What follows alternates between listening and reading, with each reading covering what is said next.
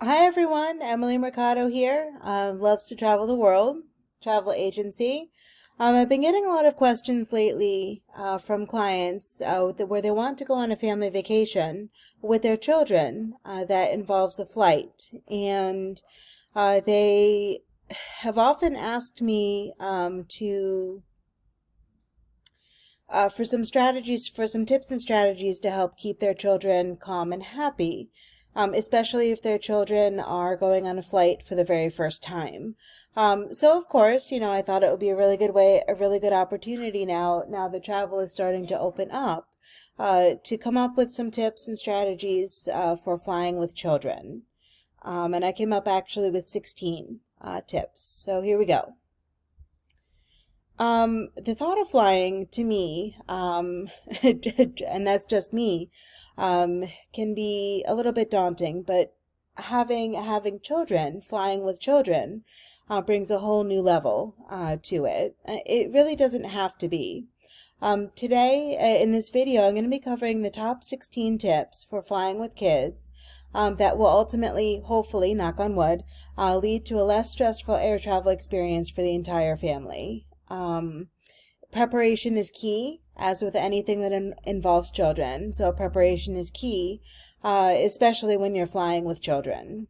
And these strategies I found, both in my own experience and in talking with other people, these are the ultimate strategies that will help kids stay calm and happy. And investing the time into these techniques before your flight will ensure a more smooth flight, and your vacation will be off to a fantastic start. And your family travels will go off without a hitch. Okay. Now, some things to keep in mind before your flight, before you fly. Uh, you want to choose flight times and seats that reduce inconvenience. And what I mean by that is that successful air travel with children begins before you even book the flight. You want to make sure to choose a flight time that somewhat align with your child's schedule. For example, during nap time, as opposed to when your children are typically a little bit more energetic. For a morning flight, if you're leaving, say, before 10 a.m., make sure that your child gets a good night's sleep the night before. And if you're taking a red-eye flight, what I mean by a red-eye flight is that it's an overnight flight. And what I mean by a red-eye flight is an overnight flight. You're going to want to pay attention to how well your child can fall asleep in a new and unusual environment, because obviously the last thing you want is a crying child while other people are trying to sleep. Make sure that you're able to reserve your seats, pick your own seats, because you can be sure, you can be certain that you are seated with your children. Most airlines today will allow you the opportunity to choose your seats ahead of time, most of the time at no additional charge, but there might be some like minimal charges.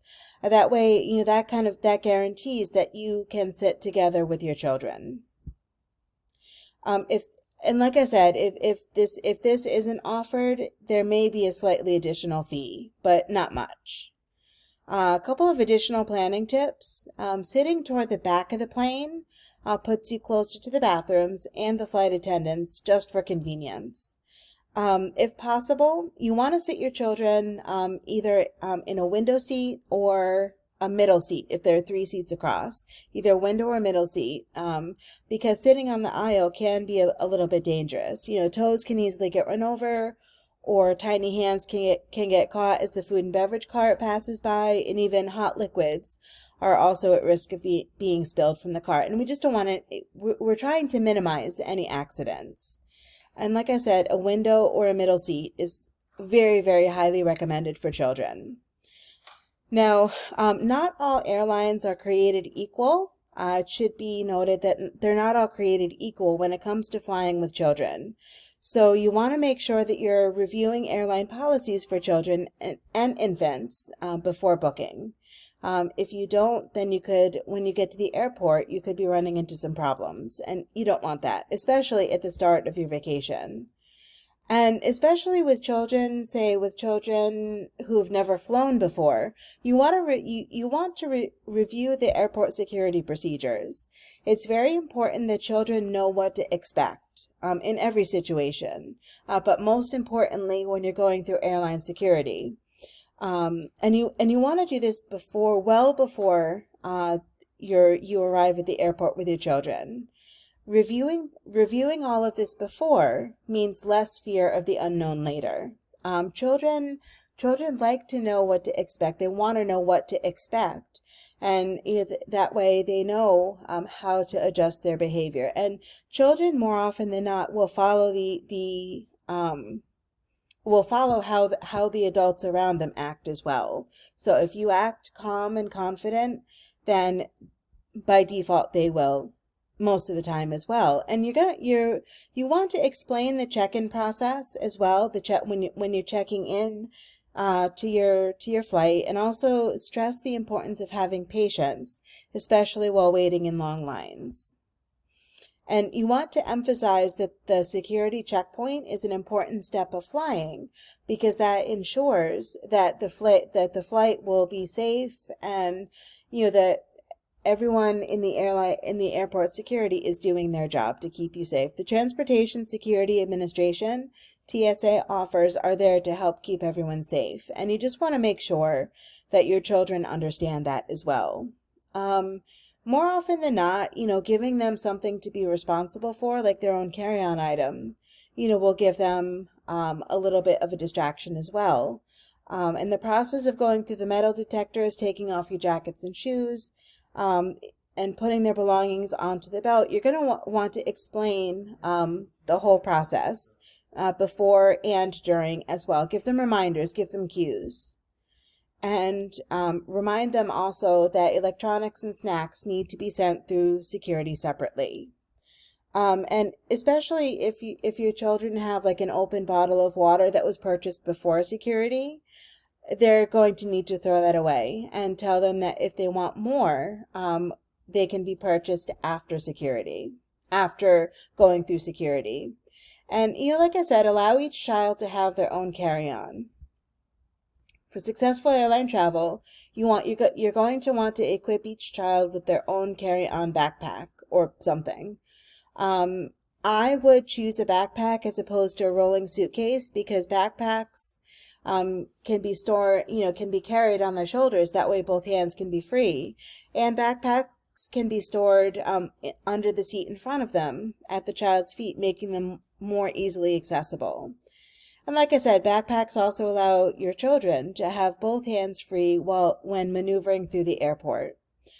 And allowing children to help choose the items, activities, and snacks will help give them a little bit of ownership of what goes into their carry-on, and that way they'll want to keep it a little bit more close to them. And truth be told, it should include their blankie and or a stuffed animal or other comfort toy, just because flying can be a little bit scary, especially for little ones who have never flown before.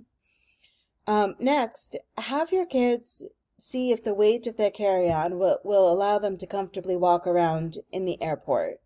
If it's too heavy, then obviously things need to be taken out so that they can more easily navigate their way through the airport. Do layers, skip laces. Okay, that sounds a little confusing, but let me tell you, let me kind of explain that. You're going to want to be ready for drastically changing temperatures when you're flying.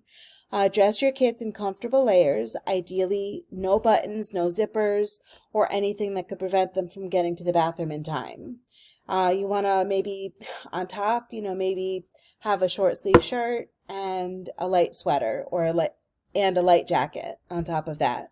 The same principle applies to shoes. Avoid laces, shoelaces if possible, because it does ease the amount of time and hassle of taking shoes on and off during security checkpoints. So slip-on shoes are the way to go, because then that will save time on the other end as well.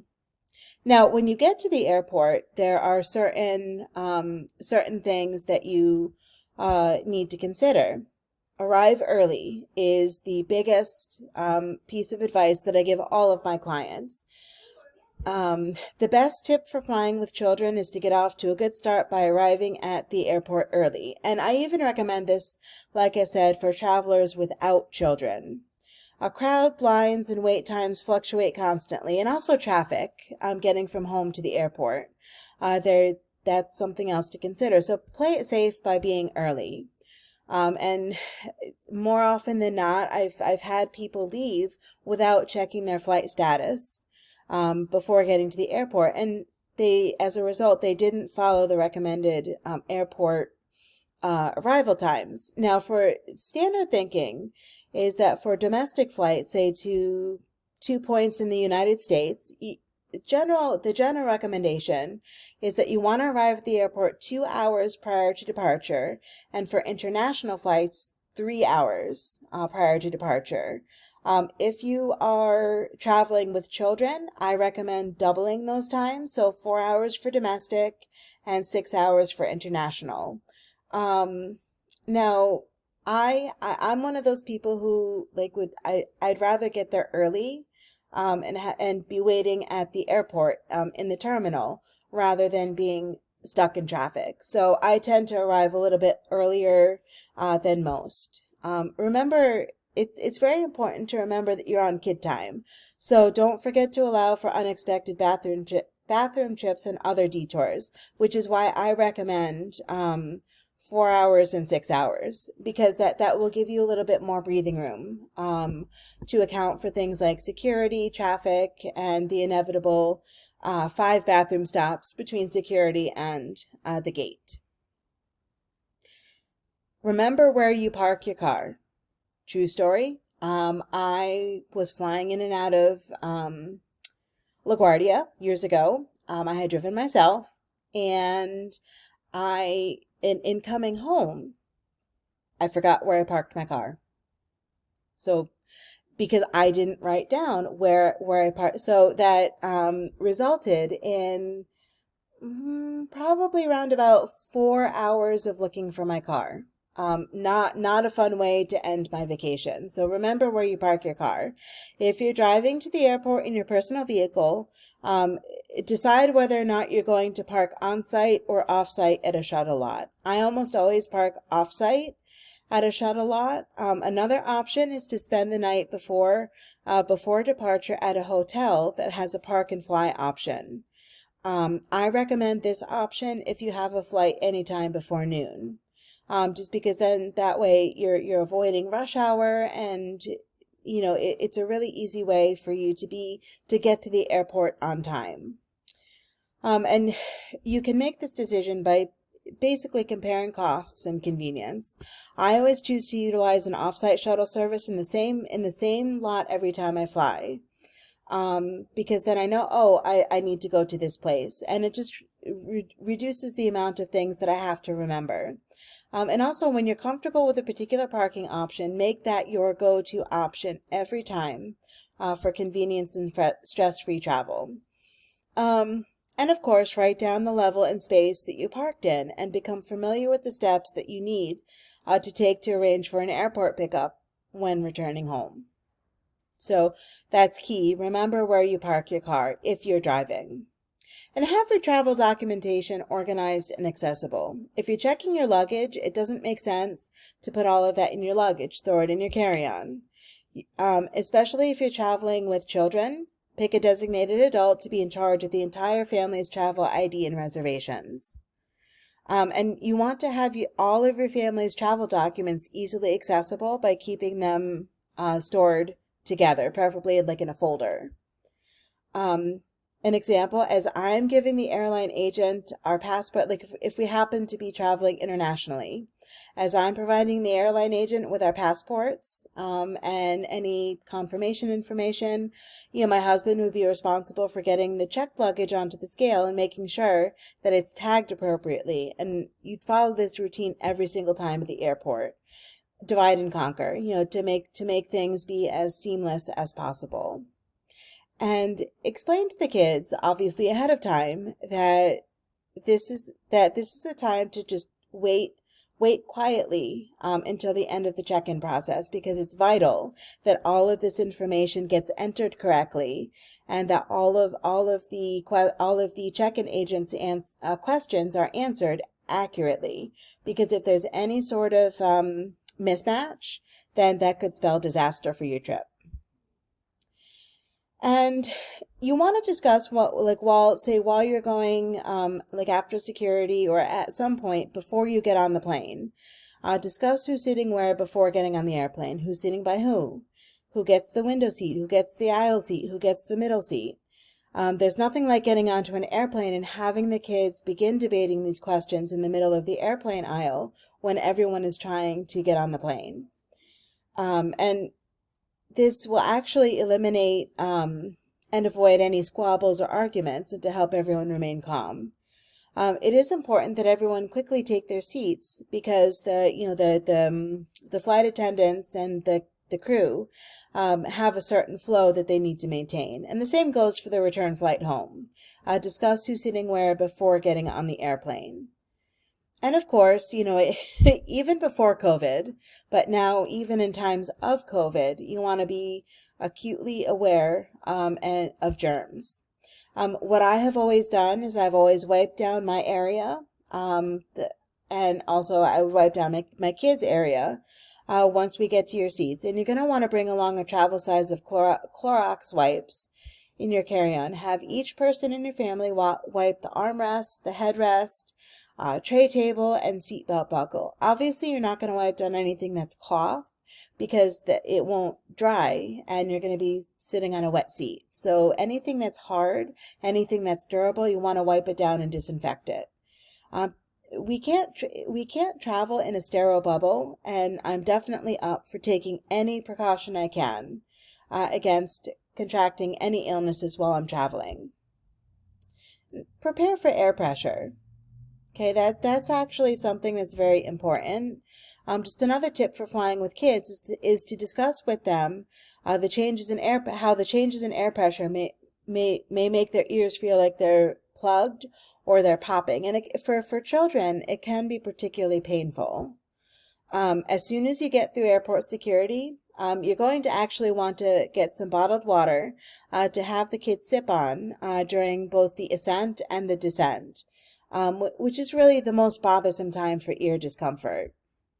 In addition, like if you want to chew gum, or like say have a hard mint in their mouth, or even yawning, are also ways to encourage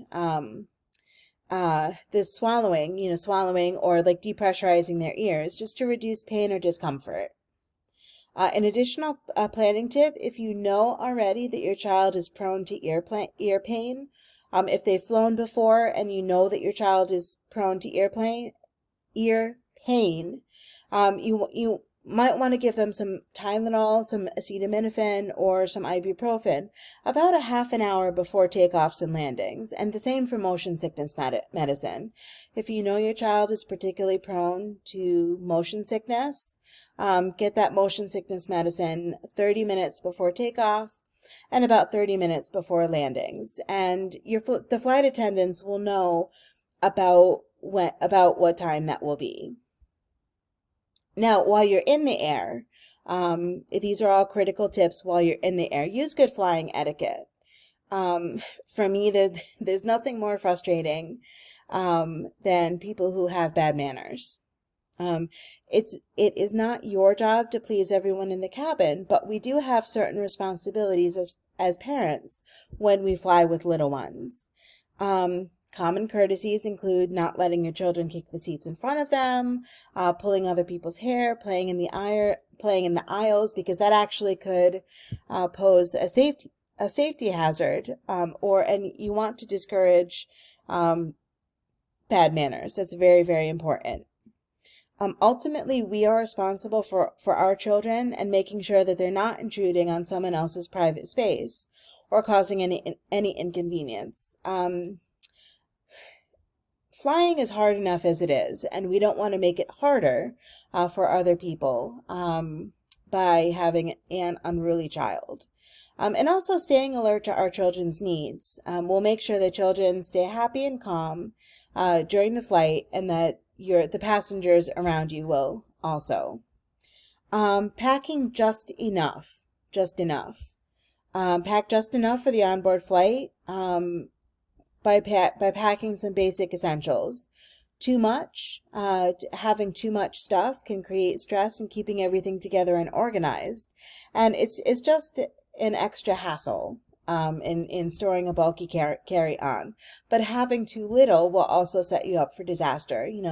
Bored kids and crying kids and all of those things. So, for a suggested onboard packing list, for a carry-on, one comfort item for each child, and you're going to want to bring a spare just in case one gets dirty or lost. And also sanitizer wipes, pull-ups, and diapers. If your child is potty training, consider wearing pull-ups and bring a change of clothes. The standard suggestion is 1 diaper per hour of travel is recommended. Bring smartphones and tablets as a way to keep your children entertained and distracted. And before you leave the airport, load them with your kids' favorite games, movies, and TV shows. And bring a pair of kid-sized headphones so that, again, you're not distracting the passengers around you. And if you think you can keep track of it, bring some art supplies like crayons and blank paper. And of course, water purchased once you're through security, and snacks. Those are key to keeping your kids happy. And if you need any medications like prescription medications or even over-the-counter painkillers or motion sickness medicine, that would be something that you can and should pack in your carry-on as well. And also a plastic bag, napkins, and a change of clothes if your children are particularly prone to motion sickness. Bring your own snacks, like I mentioned previously. This tip for flying with kids is so important, that I had to repeat it again. Snacks are the #1 way to keep kids happy and calm during a flight. A fed kid is a happy kid. It's also a great way to help cut costs associated with buying foods in the airport or on board. Airports know that once you're through security, you don't leave. So they're more free, say, to charge an arm and a leg, say, for a pack of gum. So try to bring your own if possible. An additional planning tip is don't forget to pack a selection of snacks for the return trip home. You're going to want to pack 2 different Ziploc baggies of snacks, one for the trip to your destination and one for the trip home. Never fly without an iPad or tablet.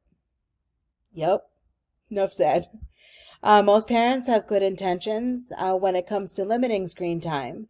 Let flying with your kids be an exception to this rule. It's key to help keeping your kids calm and where they won't distract or bother other passengers. Again, before leaving, load up your child's iPad or tablet with games, songs, TV shows, and movies to help keep them entertained for as long as humanly possible. And it is a great in-flight activity because it does hold the kids' attentions for long spans of time. Now, more often than not, you're not going to have access to the internet while you're on board, which is why it's important to preload all of the stuff before you get on the plane. And again, be sure to pack kid-sized headphones so that other passengers aren't disturbed. Bring surprises. This is actually a really good idea to get the sticky gels that you can put on the windows. It's a really good way, especially if your child is on the aisle seat, to have them look out the window and be entertained as well. And of course, despite your best intentions, kids will get restless. The solution is to give them a few surprises along the way that are carefully thought out ahead of time. Go to the dollar store, because they have great little toys, treats, games, or little trinkets that you can give them that really aren't that expensive and, where they can, have something to do if they're bored, say, with the iPad. But don't shower them with the surprises all at once. Save some extras for the return trip home as well. Keeping your composure is key in this as well. Keeping your composure, because your children will follow your example. All right. And you need to set realistic expectations for air travel with children, and get into the habit of celebrating simple successes along the way. You know, kids are bound eventually to get on your very last nerve, especially when you're traveling. But always keep your composure when flying with kids will give them the message, will give them the clue that they need to be on their best behavior as well. And, you might want to consider making friends with other parents around you, if you see that they have children of a similar age, because then they can play and you get to know other people. And this will also help make light of any sticky situations that may, but hopefully won't, arise. And a bonus tip. Do you want to encourage your child to sleep on the plane? Tire them out before getting on the plane. You have them, run up and down the terminal, walk around with them. Pick evening flights if possible. Sit in the middle seat so that your child doesn't have to sit near a stranger. And create a dark space by making a canopy with some blankets. And I would actually suggest purchasing an inflatable foot pillow. You can kind of see it right here, so that your child can lay down flat when they sleep. Thank you for watching. That's all the tips that I've got for successful air travel with your children. Thank you so much for watching. If you have any other additional questions, comments, or concerns, please leave them down in the comment section. If you want to get in touch with me, here's my email, my website, my Facebook account, my Instagram. Leave a review on Yelp. And also here's my YouTube channel. Thank you so much for watching, and I look forward to working with you on your next vacation.